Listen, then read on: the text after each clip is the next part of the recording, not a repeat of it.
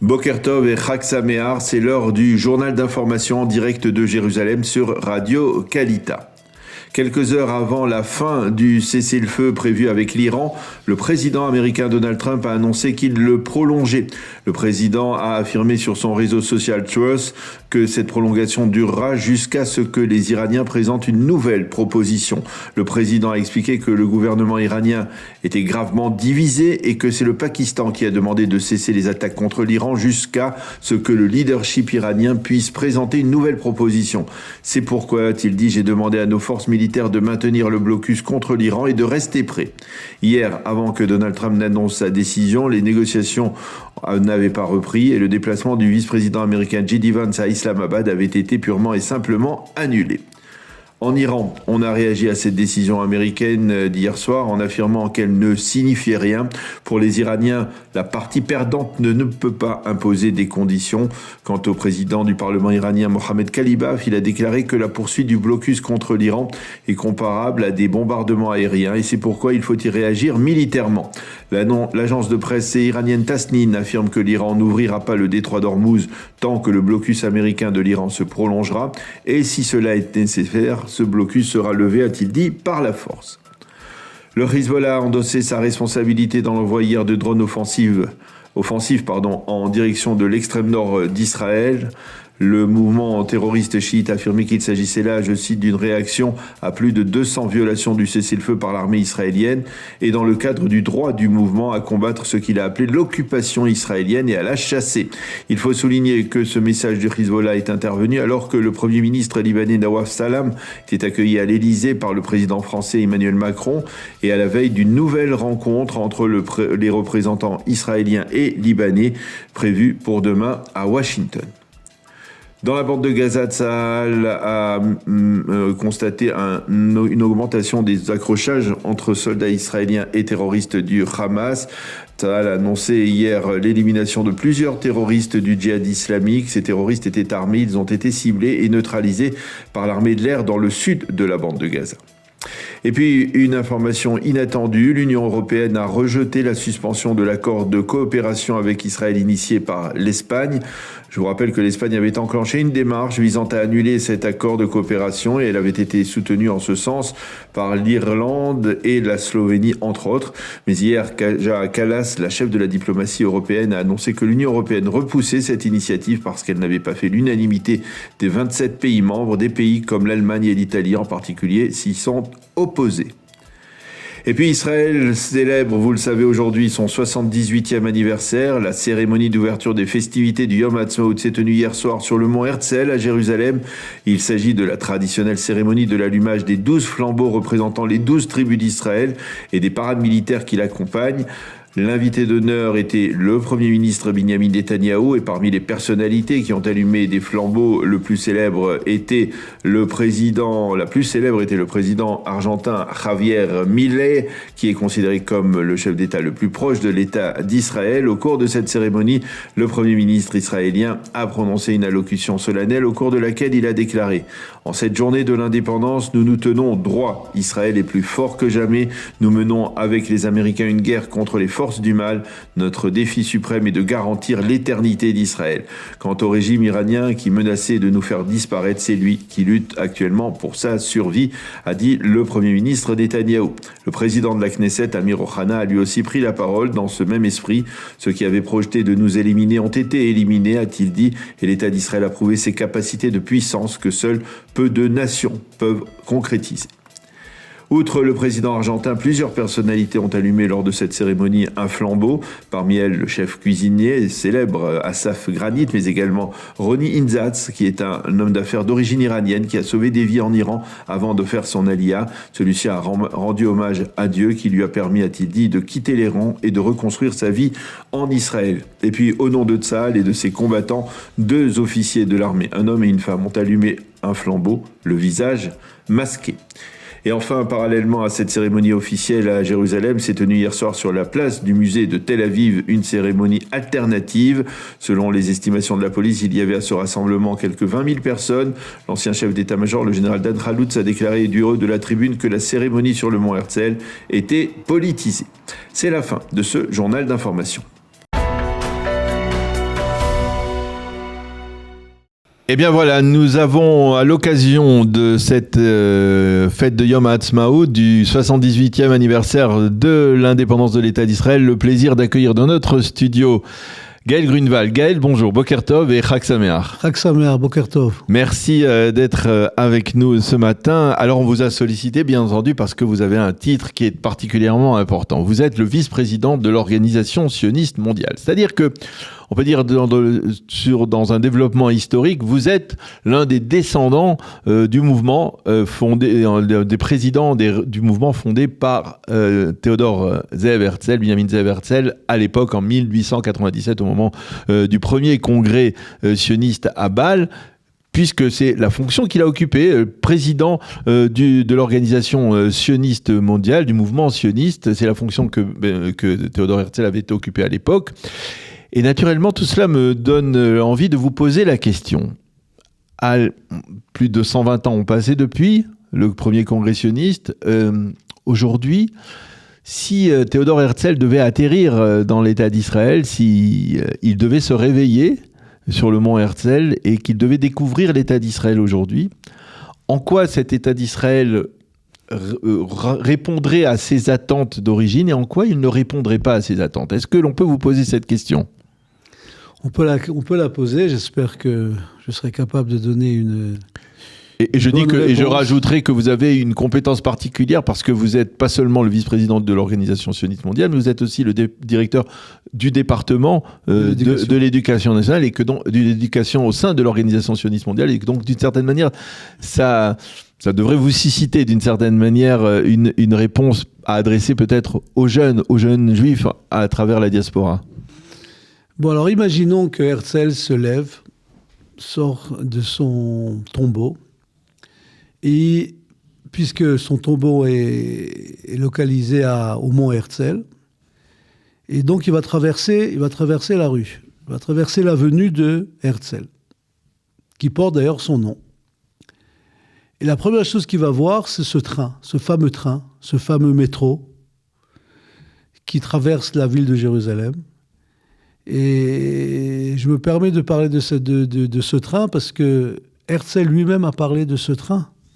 De ce tramway. De ce tramway qu'il était intéressé, qu'il imaginait qu'un jour ou un autre, ce tramway serait et à Jérusalem et à Tel Aviv. Donc à ce niveau-là, Herzl a entièrement réussi. Et alors je dirais oui. Alors justement, parce que ça me donne envie, il a peut-être même pas besoin de traverser la rue, Herzl, parce que sur le mont Herzl, il y a énormément de symboles de l'histoire du peuple juif et de l'État d'Israël. Oui. Il y a les grands de la nation, et puis il y a tout autour les milliers de soldats qui sont tombés au combat.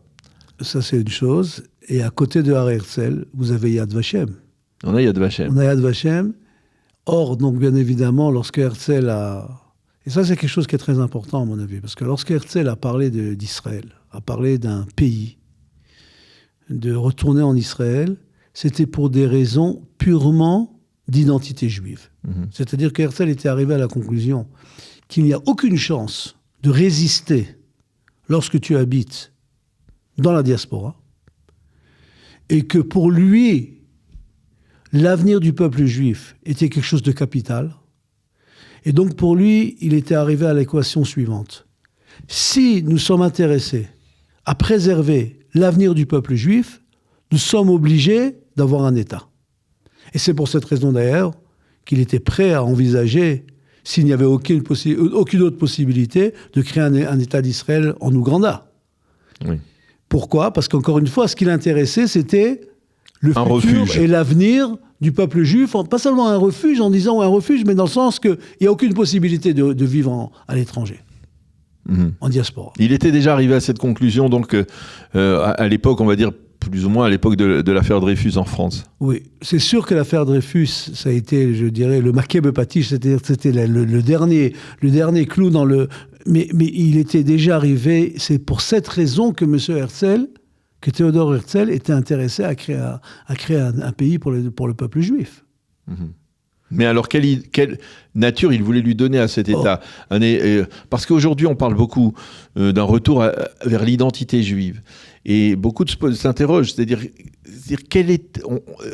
qu'on est un peu passé de l'identité israélienne à l'identité juive, comme si l'identité israélienne, elle n'était peut-être pas suffisante aujourd'hui pour se projeter vers l'avenir, pour faire de l'État d'Israël un État pérenne, qui puisse continuer à vivre. Oui, ça c'est une chose. Et deuxièmement, surtout, c'est qu'on a voulu décrire Herzl comme une personne qui était totalement laïque, ce qui n'est pas exact. Il avait ce sens de Yiddishkeit, il avait ce sens de... Vous savez que le Shabbat, avant le premier congrès sioniste à Bâle, c'était le Shabbat Nachamu, le Shabbat après Tisha B'Av. Et il y a tout un témoignage de Herzl qui est allé à la synagogue, à la choule de Bâle, et il est monté, il a eu l'Haftara de Shabbat Nachamu. L'Haftara qu'on lit, le Shabbat Nachamu, pour justement consoler les Juifs après Tisha B'Av en disant « Un jour, vous allez retourner en Eretz Israël, Nachamu, Nachamu, Ami ». Herzl était beaucoup, beaucoup plus connecté par rapport à l'identité juive que le message que certains, de façon volontaire, ont essayé dans les débuts de l'histoire de l'État d'Israël, du sionisme, ont essayé de décrire un Herzl qui était une personne assimilée, dont les enfants ne sont pas restés dans le même message, etc. C'est totalement inexact. Herzl était beaucoup plus juif, beaucoup plus connecté avec l'identité juive que le message qu'on fait. Alors, on peut inviter nos auditeurs à lire le livre de Yitzhak Weiss. Yitzhak Weiss, un francophone. Voilà, qui a travaillé longtemps sur ce sujet. Qui a écrit une nouvelle lecture d'Herzl. Pour justement prouver à combien monsieur Herzl était effectivement très très proche des valeurs juives. Alors revenons aujourd'hui. Alors je pense qu'Israël est une réussite extraordinaire à tous les niveaux. Je n'ai pas besoin de parler de la réussite d'Israël au niveau technologie, du high-tech, de l'agriculture, de la médecine. Tu te balades aujourd'hui à Tel Aviv. Tel Aviv est plus moderne que New York. Tel Aviv est extraordinaire, Jérusalem est extraordinaire à tous les niveaux. Au niveau du nombre de yeshivot qu'il y a aujourd'hui en Israël. L'étude de la Torah. Des centaines et des centaines de yeshivot, des endroits où on étudie la Torah, des centaines de livres qui chaque année nous donnent une nouvelle dimension de l'étude de la Torah. Donc, à ce niveau-là, et j'ai pas besoin de vous dire qu'aujourd'hui, après ou pendant la guerre avec les États-Unis en Iran, je ne sais pas exactement où on en est, on est après, on est au début, on est au milieu, mais c'est une réussite extraordinaire. La puissance de l'armée israélienne? Ah oui. Nous sommes probablement le Chel HaAvir, l'armée de l'air, la meilleure au monde. C'est pas moi qui le dis, c'est M. Trump qui le dit, le président des États-Unis qui le dit. Israël est une armée extraordinaire, Baruch Hashem, grâce à Dieu. Nous sommes ici pour rappeler pourquoi nous sommes aussi bons. Nous sommes bons grâce à Dieu, parce qu'effectivement, il y a cette valeur spirituelle, il y a cette shrina, la présence d'Akadosh Baruch Hu qui se trouve en Israël. Donc effectivement, nous pouvons dire, 78 ans après la création de l'État d'Israël, que Herzl peut être très fier de ce rêve qui s'est réalisé. Et je me permets de rappeler à nos auditeurs où on était il y a 80 ans, il y a 85 ans. Je dis toujours à mes élèves, je dis toujours à mes amis, à mes enfants, aux gens avec lesquels je parle, imaginez les Juifs quand ils sont sortis de Auschwitz, à quoi ils rêvaient. On leur aurait dit, vous savez, dans quelques années, il y aura un pays qui aura la meilleure armée au monde. Ce sera un pays qui est capable de créer des hôpitaux à travers le monde pour aider, pour sauver, être une hors l'agonim d'être cette lumière des nations. C'est quelque chose d'extraordinaire. C'est quoi 80 ans? 80 ans, c'est 10 minutes dans l'histoire de l'histoire mondiale.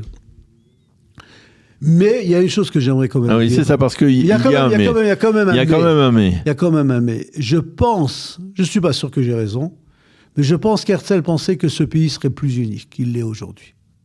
Nous souffrons d'un manque d'unité, d'un manque de tolérance. Tolérance, quand je dis tolérance, c'est-à-dire d'accepter qu'il y a des idées, des idéologies qui sont d'autres, qui sont différentes que les miennes et qui ont toute la légitimité d'exister. On en parlait avant. Je suis triste, d'une certaine façon, triste. Je ne suis pas content, je ne suis pas satisfait que nous avons en Israël 2 journaux. Un journal de la gauche et un journal de la droite. On aurait pu imaginer d'avoir un journal qui traduit les différentes idéologies, parce que les 2 idéologies sont légitimes. Pourquoi nous avons besoin d'avoir 2 chaînes de radio ? Ceux qui écoutent Chanel numéro 2, ils ne sont pas capables de regarder le Chanel numéro 14, et ceux qui regardent le 14 ne sont pas incapables de regarder... D'ailleurs, je le dis toujours, et ça, je dis ça aux gens qui nous écoutent, la communauté juive de France a un message très, très, très important par rapport à la société israélienne. Elle ne connaît pas ces clivages. Exactement. Les Juifs de France sont capables d'accepter le fait que les choses sont complexes. Oui, les choses ne sont pas toujours claires. La nuance. Exactement. Et ce message est très important, et c'est un message que les jeunes et les gens de France puissent amener en Israël. Parce que peut-être ce que vous dites, peut-être que même on peut envisager qu'il y ait 2 journaux, 2 chaînes de télévision, mais qu'il y ait un respect, on va dire peut-être mutuel, que l'un écoute l'autre. C'est en fait, dans les divisions, le peuple juif, il a souvent été divisé. La Gemara, le Talmud est rempli de discussions entre différentes écoles, l'école de Shammai et l'école d'Hillel. Par exemple, l'école de Shammai et l'école d'Hillel, elles étaient divisées sur beaucoup de sujets, mais ce que l'on dit, c'est que l'école d'Hillel écoutait l'école de Shammai avant de prendre des décisions, et que peut-être c'est ce lien entre 2 courants qui s'est un peu effiloché au cours des dernières années. La marloquette, la discussion existait toujours. Depuis le début. Moshe Rabbeinu aussi, Moïse également a eu... Il y avait une opposition à Moïse, à Moshe, au sein de la Torah. Mais il y a ce qu'on appelle un respect d'une idée... De l'idée de l'autre. De l'idée de l'autre. Et même si je ne suis pas d'accord, je suis capable de le respecter. Et ça, c'est quelque chose sur laquelle... Peut-être qu'Herzl pensait, imaginait que le pays serait plus uni qu'il est aujourd'hui, et c'est à mon avis une chose sur laquelle on doit travailler. C'est pas pour rien que lorsque nous écoutons nos enfants qui reviennent des Milouim, oui. Et eux, ils nous font passer ce message. Pourquoi ? Parce que dans le cadre des Milouim, ils rencontrent ce qu'on appelle l'âme Israël. Ils rencontrent le peuple juif, des riches, des pauvres, des gens de droite, des gens de gauche, des gens religieux, des gens moins religieux, des gens traditionnels. Mais ce message, ce dialogue, il existe au sein de l'armée, au sein des réservistes. Parce que, et très souvent, ils ont du mal d'ailleurs. Ils reviennent et ils disent encore une fois ces discussions et encore une fois ce manque de respect par rapport aux gens qui pensent différemment que toi. Alors comment on fait ? Est-ce que, par exemple, l'éducation, c'est une clé de... Ah oui, c'est ce qu'il y a de plus important. C'est ce qu'il y a de plus important. D'ailleurs, l'éducation, c'est ce qu'il y a de plus important, d'ailleurs, pour encourager l'Aliyah, pour encourager le respect de la Torah, pour encourager le limoud de la Torah, l'étude de la Torah, et effectivement, également pour encourager ce respect mutuel, qui est tellement important. C'est un message d'éducation. Plus on arrivera à éduquer nos enfants, nos élèves, et nos enfants qui participent, qui sont membres de mouvements de jeunesse, plus on arrivera à faire passer ces messages qui sont si importants. Et comment on le fait lorsqu'on s'adresse à des jeunes en France, on s'adresse à des jeunes en diaspora ? Est-ce que vous avez le sentiment que, par exemple, justement, ces divisions internes, elles freinent peut-être la volonté de jeunes de venir en Israël ? Ou alors, au contraire, on entendait des témoignages de jeunes qui ont fait leur aliyah, qui ont combattu, certains même qui sont, pas dans la communauté francophone, qui sont tombés au combat depuis le 7 octobre, et qui disaient à leurs parents, exprimer leur joie d'être en Israël, de vivre en Israël, et de ne pas avoir le moindre regret d'avoir quitté la France, d'avoir quitté les pays de diaspora. Daniel, je vais te raconter une histoire. Il y a 3 mois, j'étais à Chicago, et j'ai rencontré un groupe de rabbins. je rencontrais un groupe de rabbins et le but de la réunion, c'était de savoir qu'est-ce qu'on peut faire pour encourager l'Aliyah au sein des Juifs des États-Unis et plus spécifiquement au niveau de la communauté de Chicago. Bon, alors certains rabbins qui étaient très positifs, et il y en a un certain moment qui a dit, écoute Gaël, j'aimerais te dire quelque chose. Je ne suis pas intéressé à faire mon Aliyah. Et je n'ai pas encouragé mes gens à faire l'Aliyah. Il me dit pourquoi ? Il me dit pour la simple raison que ici, à Chicago, on s'entend bien tous, au sein de la communauté. Mm-hmm. Par contre, en Israël, c'est beaucoup plus difficile de s'entendre. Alors je lui ai dit, je comprends ce message, mais je lui ai dit, et je lui ai fait l'exemple de la comparaison d'un mariage. Je lui ai dit, les gens se marient, et tout le monde sait qu'il y a ce qu'on a une notion qui s'appelle Shlom Bayit. C'est-à-dire que de temps en temps, il peut y avoir une certaine discussion, une certaine bataille, une bagarre au sein du couple. Mais la Torah nous dit, vous devez vous marier. Mm-hmm. Ils se mariaient entre eux d'ailleurs, Beth Hillel et Beth Shammai, ils se mariaient entre eux. Alors, je veux dire, bien sûr, c'est bien évidemment de dire, je ne vais pas habiter en Israël parce qu'en Israël, non.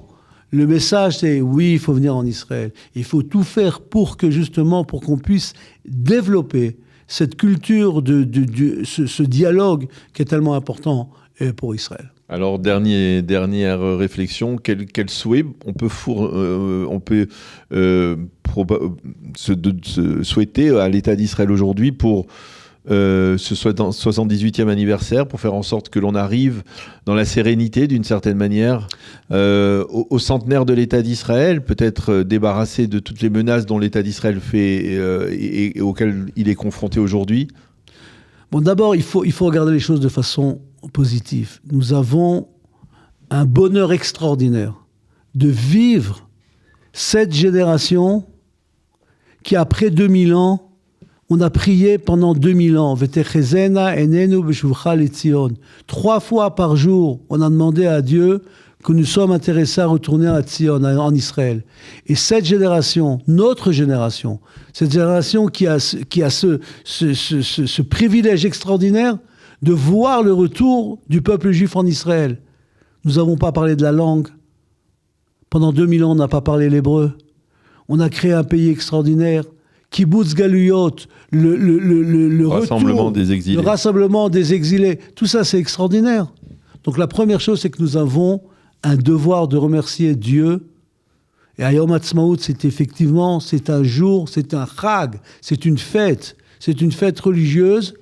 Et nous sommes tenus d'accentuer la dimension spirituelle de cette fête, où nous sommes tenus de remercier Dieu pour ce privilège extraordinaire d'être rentré en Israël, d'habiter ici, d'avoir créé un État extraordinaire qui est hors la goyim, qui est une lumière par rapport aux nations. Et c'est ce message-là que nous devons continuer. Et j'attends, et je me permets d'appeler justement nos auditeurs, les Juifs de France, et les Juifs qui habitent ici en Israël, les francophones, de continuer ce message, qui est un message qui est tellement important. Et le Srout se mérite d'habiter ici en Israël. Alors effectivement, nous devons être contents, nous devons être sourire, et Chag Sameach pour le peuple juif. Chag Sameach, Gaël Grunewald, merci beaucoup d'avoir accepté de répondre à nos questions ce matin, de nous avoir replongé, on va dire, dans l'histoire et de nous avoir ramené, on va dire, à l'origine du mouvement sioniste de Théodore Herzl et de voir comment peut-être il aurait perçu l'État d'Israël dans lequel nous évoluons aujourd'hui. Merci beaucoup d'avoir été avec nous. Bonne journée, Chag Sameach. Chag Sameach. Eh bien, en cette journée de Yom Ha'atzmaut, nous avons le plaisir d'être en ligne avec le Rav Gabriel Lévy. Gabriel, bonjour, Boker Tov. Bonjour. Et Chag Sameach. Chag Sameach.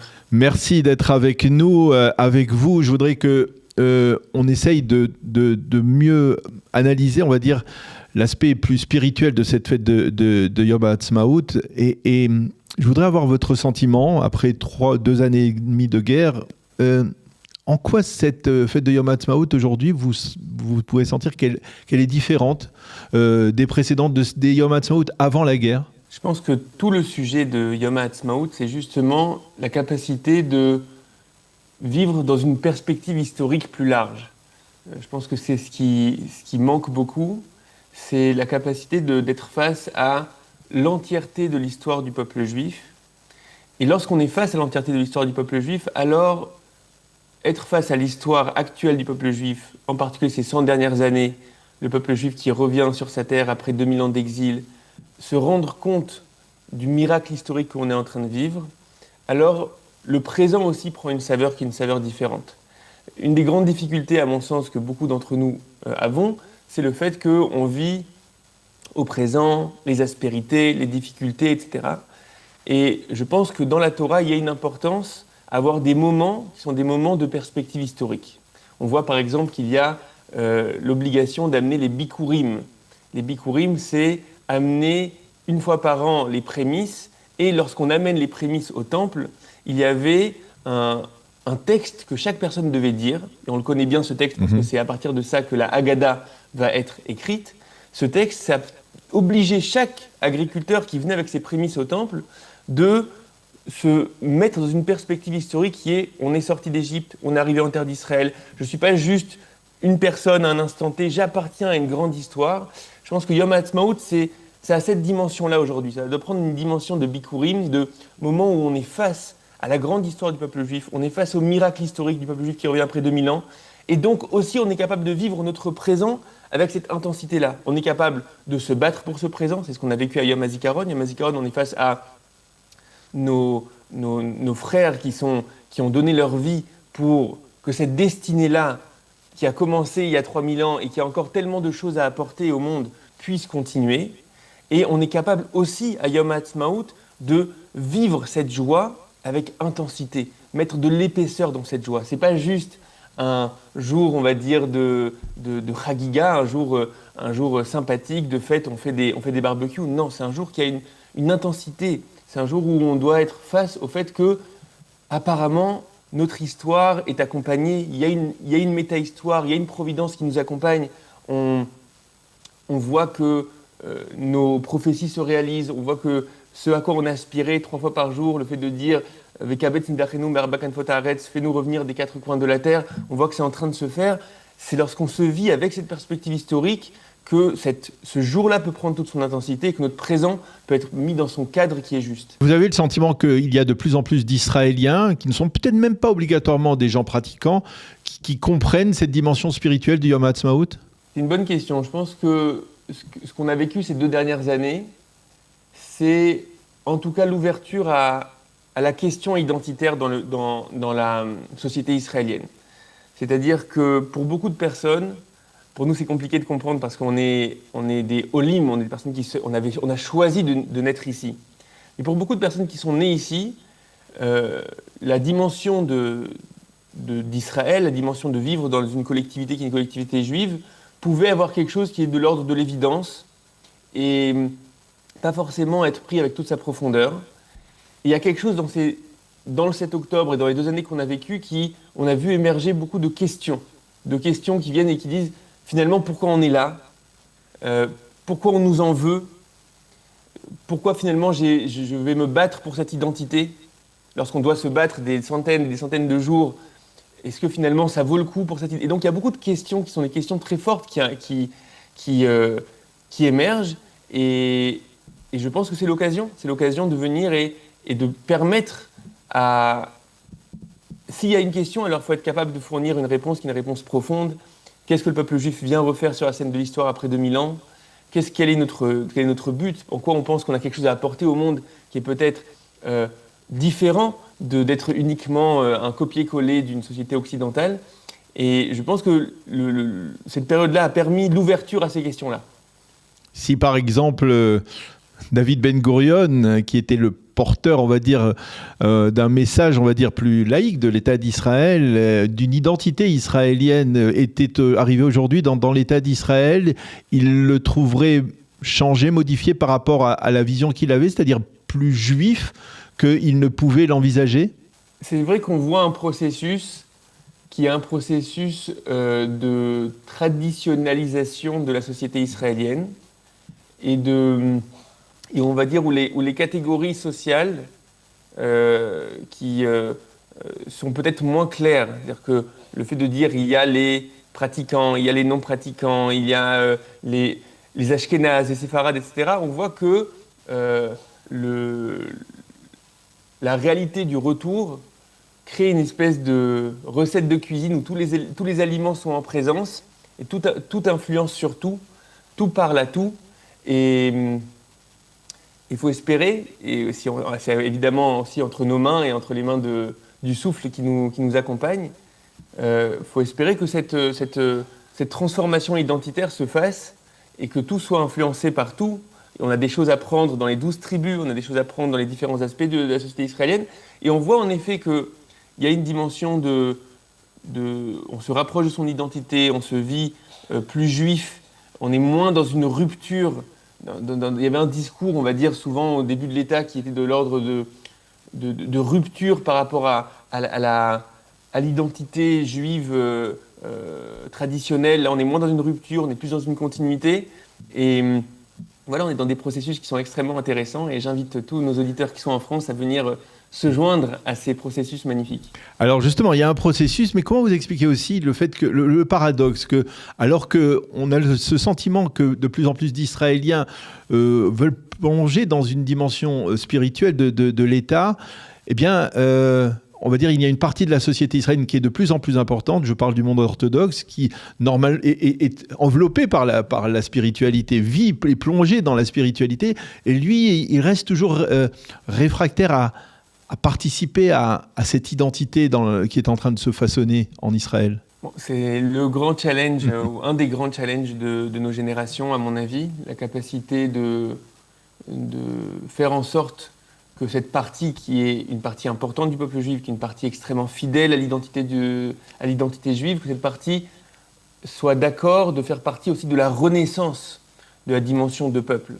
Et je pense qu'il y a des processus qui sont en train de se faire. On ne les voit pas suffisamment au niveau du leadership politique, on ne les voit pas suffisamment au niveau du leadership religieux. Il y a quelques noms comme ça qui apparaissent, qui, oui, portent un discours qui est un discours différent, un discours qui est conscient de la grandeur de l'époque qu'on est en train de vivre. Et je pense que ça fait partie des grands challenges. On doit être capable d'avoir des dialogues qui sont des dialogues sincères avec nos amis, nos frères qui font partie du monde Haredi. Et revenir c'est ce qu'on essaie de faire aussi beaucoup avec Shofar, c'est revenir aussi aux fondamentaux. Est-ce que vous êtes capable de voir qu'on vit une époque particulière? Est-ce qu'on est capable de voir une dimension qui est une dimension de providence, de divin, dans le fait que le peuple juif revienne des quatre coins du monde? Qu'est-ce que ça veut dire finalement donc pour la Avodat Hashem, le service divin de chacun? Est-ce qu'on est juste des individus qui pouvons vivre notre vie juive je sais pas, à Boulogne ou dans le 19e, etc. Ou est-ce qu'il y a une dimension maintenant qui est en train d'apparaître, un changement de phase d'une vie individuelle à aussi une vie collective? On doit réfléchir à cette vie collective. Qu'est-ce qu'on apporte à cette vie collective? Donc il y a, à mon avis, un dialogue à entamer. Il faut être capable de comprendre aussi les craintes qui sont les craintes du monde orthodoxe. Le monde Haredi a pris comme stratégie de préservation identitaire le fait d'être capable de se mettre parfois à l'écart, de ne pas faire partie de cette histoire-là. Ça ressemble beaucoup à ce que le peuple juif a fait lorsqu'il était en exil, être capable d'être à l'écart pour préserver son identité. Et là, la question, c'est est-ce que ce modèle reste juste parmi tes frères? Est-ce que ce modèle reste juste parmi les siens, lorsque aussi tu as un rôle qui n'est pas juste de te préserver, mais aussi d'impacter, d'influencer, de dialoguer? Et donc là, je pense qu'on est pile dans ces générations-là où il y a une clarification qui doit se faire sur ces sujets-là. Il faut la faire de la manière la plus sincère, la plus en recherche de vérité, dans un dialogue aussi, doit être aussi un dialogue de Torah. Et on est en plein dedans, on est en plein dans ces questions-là. On est en plein. Une dernière question dans le même ordre d'idées. Finalement, on a le sentiment que ce retour vers la spiritualité dont on parle depuis le début de notre conversation, il a été, on va dire, enclenché et même, on va dire, accentué de génération en génération depuis la création de l'État d'Israël par nos ennemis, pas obligatoirement par nous-mêmes, mais par nos ennemis. Ouais, c'est une des malédictions de la nature humaine, qui est que notre capacité à se poser des grandes questions vient souvent après des difficultés, après une tragédie. On a un célèbre texte à propos de Pourim qui dit que le décret de Pourim, c'est là-bas c'est appelé Asarat Atabarat, le fait que l'étau. Pas l'étau, le fait que la bague, le sceau soit donné de Achashvérosh, de Assuérus à Aman, donc qu'il ait la possibilité d'exterminer le peuple juif, ça a fait plus que des dizaines de prophètes qui étaient là pour faire revenir le peuple juif à son identité. Donc on a cette problématique-là de la nature humaine, qui est que souvent, dans l'abondance, lorsque tout va bien, on a du mal à se poser des grandes questions de pourquoi on est là et vers quoi on va, et finalement est-ce qu'on est juste là pour vouloir être les premiers à l'Eurovision ou pour je sais pas quoi, ou est-ce qu'on a un autre rôle, est-ce que l'identité d'Israël nous appelle? Et c'est souvent face à nos ennemis et donc au fait qu'on doit trouver en nous les forces de se battre, trouver en nous les forces d'être capable de sacrifice pour quelque chose qui est plus grand. Là, les questions arrivent et je pense que Yom HaAtzmaut, c'est un bon jour pour justement essayer de contrecarrer cette problématique-là. Ne pas attendre la douleur pour vivre avec intensité l'époque qu'on est en train de vivre et l'identité qui est la nôtre. Et je pense que c'est important parce qu'on voit dans la société israélienne que Yom HaZikaron, c'est un jour avec beaucoup de profondeur. Le jour où on se souvient de ceux qui sont tombés, c'est un jour avec beaucoup de profondeur, beaucoup de koved rosh, beaucoup de maturité. De réflexion, oui. Beaucoup de réflexion. Et Yom HaAtzmaut, d'un coup, c'est bon, bah voilà, maintenant on ouvre, c'est la fête, etc. Ouais. Et je pense qu'on doit être capable de vivre la joie avec profondeur et pas uniquement la détresse avec profondeur. La joie aussi doit être vécue avec profondeur. Un peu comme dans un mariage. Un mariage, c'est pas juste l'occasion de faire la fête. Un mariage, c'est quelque chose de fort et de profond, et c'est une joie qui est profonde. On doit être capable aussi de vivre le bien et de vivre la grandeur des promesses qui sont en train de se réaliser à notre génération avec profondeur et pas juste comme une fête parmi d'autres. Eh bien voilà, c'est-à-dire il y a eu déjà de nombreuses réalisations extrêmement favorables qui ont été faites dans l'État d'Israël au cours des 78 premières années, mais il y a encore beaucoup de défis à relever dans l'État d'Israël. Merci beaucoup Rav Gabriel Lévy de nous avoir éclairé donc sur cette signification spirituelle du Yom HaAtzmaut. Bonne fête, Chag Sameach. Je rappelle à nos auditeurs qui ne le savent pas encore que vous êtes le fondateur de Shofar, que l'on peut suivre bien entendu sur les réseaux sociaux. Merci d'avoir été avec nous en cette journée de Yom HaAtzmaut. Chag Sameach, à bientôt. Merci beaucoup, Chag Sameach. Israël fête ses 78 ans. Il y a des pays qui fêtent leur anniversaire et puis il y a Israël. Un pays qui, en l'espace de 24 heures, passe du silence absolu au feu d'artifice. Des sirènes du Yom HaZikaron à la lumière de Yom HaAtzmaut. Sur les ondes de Galgalatz, on a entendu le président de l'État, Yitzhak Herzog, prononcer aux côtés du groupe Hatikva Shesh les mots d'une de leurs chansons qui nous a accompagnés tout au long de la guerre. Anachnu Am Shel Giborim Al. Nous sommes un peuple de super-héros. Et franchement, c'est tellement vrai. Alors bien sûr, ici, les super-héros n'ont pas de cap.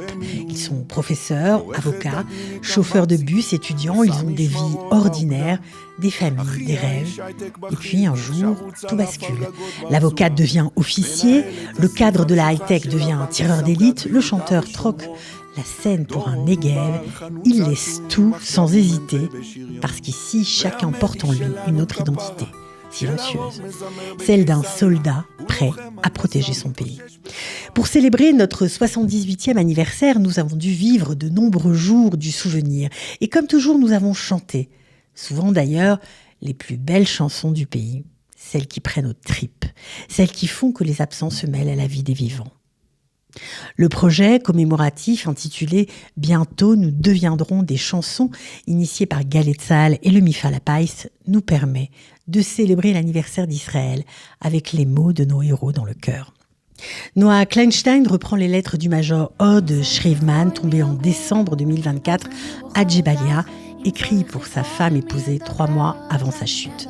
Un amour immense et merveilleux, immortalisé par des sons et des notes, dont la trace perdurera toujours, parce qu'en Israël, rien ni personne ne disparaît vraiment. On marche sur les pas des absents, et en marchant, on les maintient vivants. Alors, joyeux 78 ans Israël, pour ces 78 ans d'une course folle où la culture de l'effort est une manière de tenir aussi. Après tout, l'équipe israélienne de gymnastique rythmique n'est-elle pas récemment devenue championne du monde ? Et si l'on regarde les chiffres, alors, notre pays continue de croître à un rythme impressionnant. La population d'Israël s'élève désormais à 10 millions d'habitants, soit 12,5 fois plus qu'au moment de la création de l'État. Bon, elle ne comptait que 800 000 âmes. En Israël vivent aujourd'hui près de 7,8 millions de Juifs et plus de 2 millions d'Arabes. Une économie qui résiste et avance, une inflation maîtrisée autour de 2%, des exportations en forte hausse, un PIB qui approche les 560 milliards de dollars. Incroyable mais vrai. En plus, au cours de l'année écoulée, 177 000 bébés sont nés et 21 000 nouveaux immigrants sont arrivés dans le pays. Pour finir, 91% des Israéliens se déclarent satisfaits, voire très satisfaits de leur vie ici. Sans parler des succès militaires que vous connaissez déjà tous par cœur. Malgré ce que nous avons traversé ces presque 3 dernières années et plus généralement tout au long de son existence, le peuple d'Israël est vivant. Chaque vie, chaque réussite, chaque victoire est une réponse à ceux qui ne sont plus et un avertissement à nos ennemis. Alors bon anniversaire Israël et Am Israël Chai.